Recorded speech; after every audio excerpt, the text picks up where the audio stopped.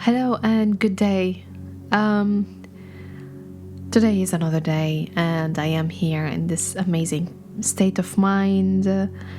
I got the time to go through some of my old folders. So we're talking about maybe 15, 20 years ago, and I think I came across something I wrote maybe even more than 20 years ago.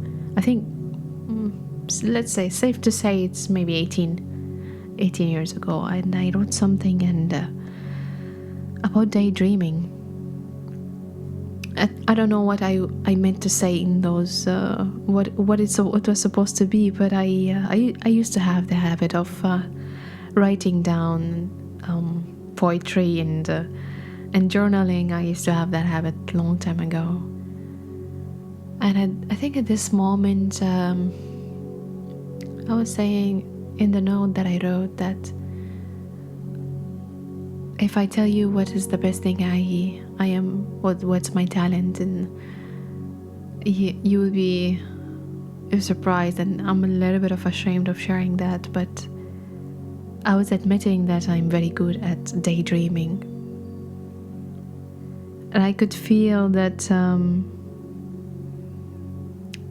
that is true. Actually, I remembered, I recalled how daydreaming was something I've always wanted to just sit and daydream. And some people will interpret that as a so the following question always would be, well, what is your which month of birth is yours, and is it they will just maybe find a reason that I like daydreaming.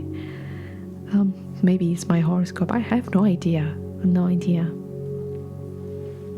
But I remember clearly that I've enjoyed, and I've always just wanted to spend time daydreaming. And in my daydreams are just so wild, and I'm always out there, and I'm always going in the mountains, and I'm always in that best place. I never had daydreams where I'm feeling down. I've always, if I'm gonna daydream, why not dream that I'm in the best place ever and I'm doing the best things ever, best feeling things, which are different for each person. And I'm just not able to pinpoint the time that I stopped daydreaming, or it's dreaming became less present in my life. And I cannot pinpoint the time that happened. I still daydream, but now daydreaming became more difficult and very intentional. I need to sit and focus and try to have that kind of visualization and feel that feeling, and how I used to do this so effortlessly. And I could read from the note that I wrote before that I was ashamed that I loved daydreaming. I felt shame that, okay, I'm not a realistic person. I'm daydreaming all the time, and even though it's the place that I go to when I'm whatever, I don't think anytime I'm alone, I would just sit and daydream. And I understand now how important that was, and how it's coming from my inspired soul, and just and I always viewed that as a flaw in my personality, that or what I do, and that I'm a daydreamer. So it has never been something that I've been proud of. So I'm talking about this because now I feel like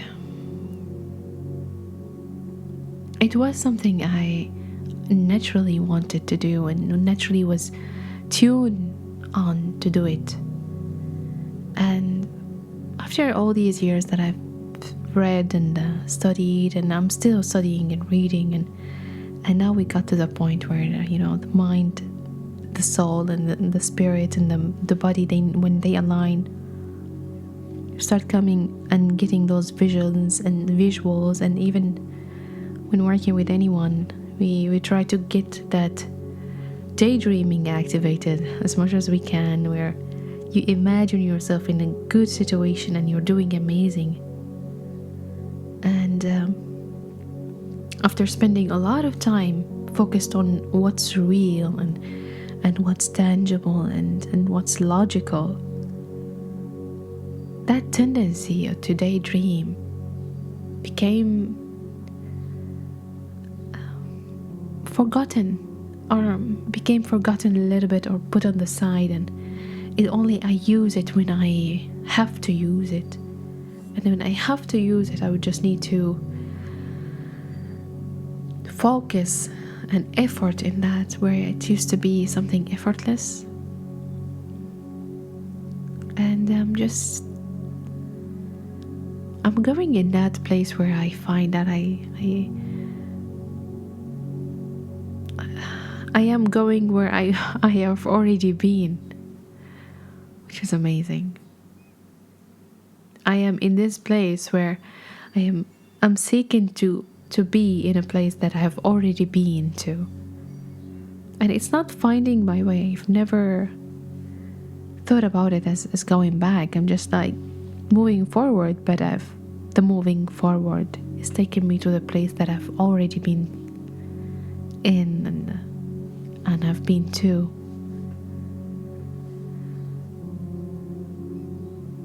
I think I feel compassion with my old self. I can recall the feeling of that shame and guilt that I'm daydreaming while I'm not facing reality. And now when I know what I know, that I was naturally doing what I was supposed to do. But I needed to go the full circle where I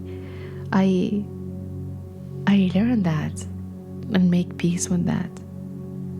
And now I'm just trying to relax and allow the true nature of myself to come back and allow more daydreaming to come in play, and take that as a kind of bring back what I was good at. And I'm really grateful that I went through this journey where I wasn't wrong. I am at peace now to know that it has already been there. I didn't know what to do with it by that time because I didn't know what I was doing. And now I'm here. I know what it was. I know that I can do it again. I know that I do it again still. But now I appreciate it, and I allow it, and I'm not ashamed of it. I'm able to talk about it, and I'm able to even invite it more into my life. And I'm just happy that I came back the full circle, not too late. Of course, I think getting off the path and going back on track, and I think it shook me a little bit. It took me a little bit to see that how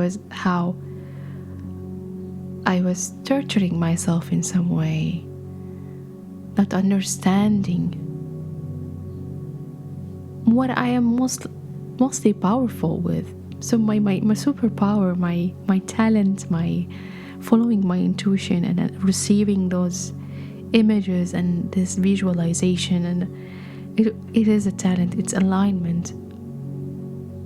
And me not knowing that at that time, torturing myself because of it. I think I'm feeling a little bit, I'm not feeling sorry, but I'm feeling compassionate with that person that I have been. I'm really thankful that I came across this and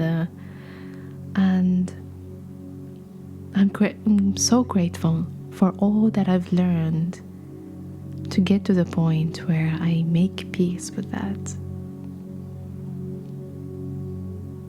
Part of it, I still remember that pain, that I was not accepting who I am and I wanted to become someone different because I didn't know anyone like me at that time. And I'm not saying that was very different. It's just that spiritual alignment, and that has already and always been there. And how I needed to fight that and hide it and ignore that part of me just to fit in and to be in that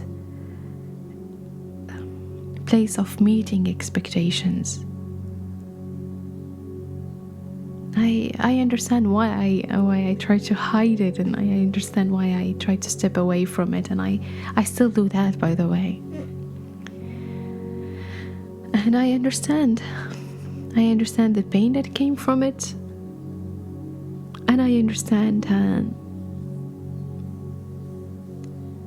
how much power it took from me to actually really suppress that side of me.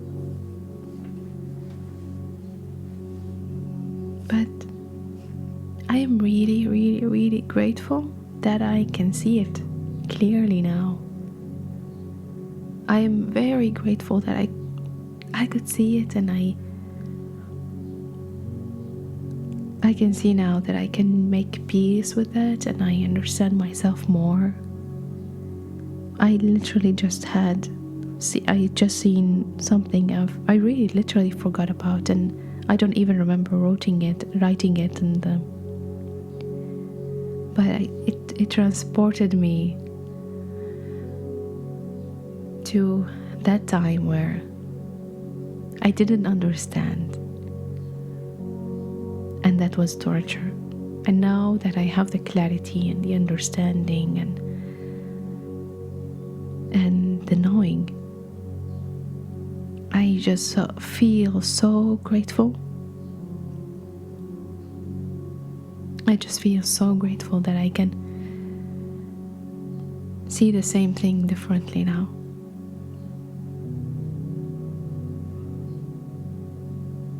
I'm talking about it now in here because I'm backing myself back, like I'm supporting myself in some way. That that's who I am. I'm a daydreamer, and I've always been a daydreamer, and I am still a daydreamer, and I've always will be. I'm way better at daydreaming than facing my current reality, and I'm really, really okay with that. I am not a realistic person whatsoever. Even though I've tried my best to be that realistic person, but I am a daydreamer. Reality is for other people. Daydreaming is mine.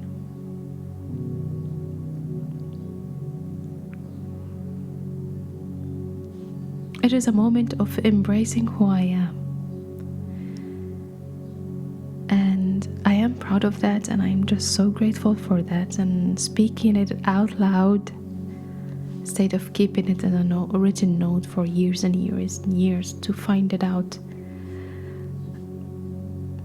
I think it was the perfect timing and the perfect occasion to find it out, because the universe is all about timing, and I understand now. It took me years to understand, and it took me all the work that I needed to go through to get to that point of understanding. And I can promise myself one thing, that I am embracing who I am as a daydreamer, and I'm announcing it to the universe in some way, without being apologetic to it, without being ashamed, and I'm proud of myself, actually. Proud of myself. that I got to this point, because I know without me going through this journey of knowing and understanding and that awareness, I might have still have the same struggle. And I understand that for a long time I've been suppressing that side of me and trying to hide the daydream side of me, and putting that mask of being a realistic and a realist and logical person, and I've done that for a long time, but not anymore. Not anymore. I'm embracing what I'm the best at. I'm the best at daydreaming. This is not the usual gratitude and appreciation recordings that I do in my journal and diary of my soul, but I think this is very important to me. And I think I'm not gonna apologize for adding this. I'm just gonna embrace it and allow it to be, and I'm gonna just relax and allow the talent to flourish, and I'm gonna invest time in daydreaming, and I'm gonna spend that time actually is the way I want, and I'm just gonna look at myself with love, compassion, and just be there. Just be present and allow this inspiration and visions to come, and feel my way around it. And there's one little thing as well I've always felt when I was daydreaming a long time ago, when I was like way younger and spending time in daydreaming, and I've always felt or knew at that time that none of it's gonna happen. None of my daydreams are gonna come true. But now I know that it's not true. I actually see a lot of daydreams have already became reality, and I have no doubt. So I'm dealing with daydreaming a little bit different now. And if there's any talent I would choose, I think that would be it.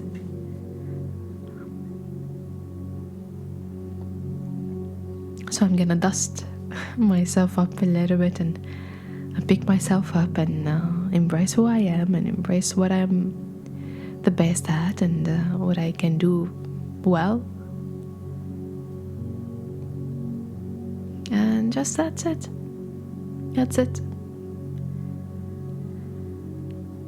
I am thankful.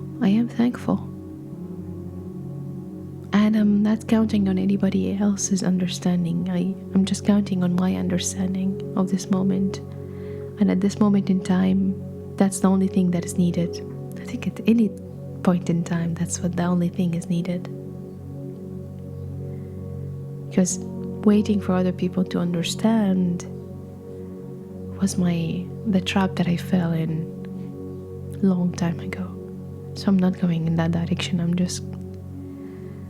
Now I know better. Now I know that's my understanding, and my knowing is what matters at this point.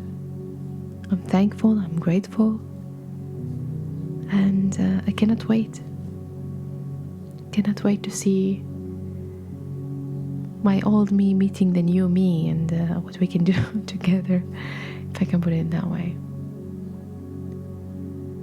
If you're still here, honestly, I'm very thankful. Thank you so much.